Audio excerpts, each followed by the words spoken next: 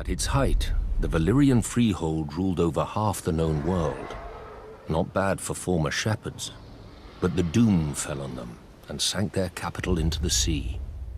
Now Volantis is the ember of old Valyria, ensuring its flame does not go out from this world, as any Volantine will tell you.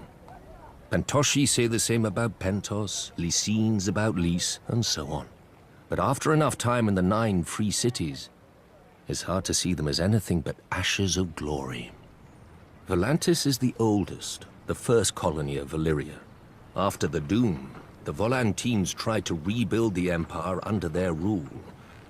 They failed. Not least because the last Valyrian with dragons, Aegon Targaryen, entered the war against them. Now they are content to dominate only their lower classes, or so they say. Braavos is the strangest, a city erected not by the freehold, but against it. A labyrinth of illusion and deceit to hide the refugees from Valyria's slave lords. After the Doom, the city emerged from the shadows to become one of the greatest banking centers in the world. A man can get anything in Braavos, for a price. Especially death. Your own if you offend one of the swaggering swordsmen that pollute the city.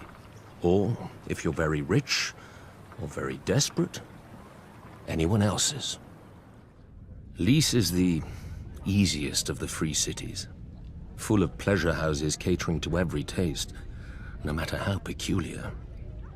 Many men lose themselves in Lys and are never found, at least alive. When a man runs out of coin, the Lycines may grant him their other speciality on the house: poison. Pentos is the most ruthless. The Magisters make a great show of choosing the Prince of Pentos from the great families and granting him the powers of trade, justice, and war, as long as he checks with them first. On the new year, to bring good fortune to Pentos, this prince must deflower the Maid of the Field and the Maid of the Seas. I confess I don't know how each is chosen, or what becomes of them after serving their purpose.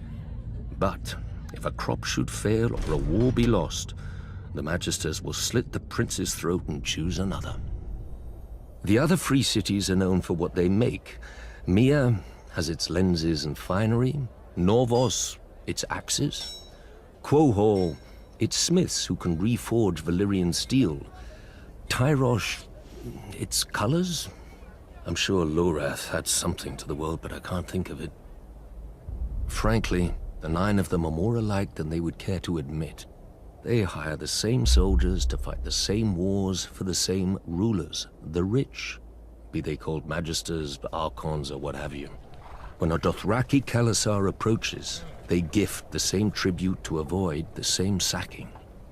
For thousands of years, the disgraced of Westeros have drained east to pool in the free cities, where a man of honor counts for less than nothing, unless it raises his price. Better men than I have learned that what a man sells for gold, he can never buy back.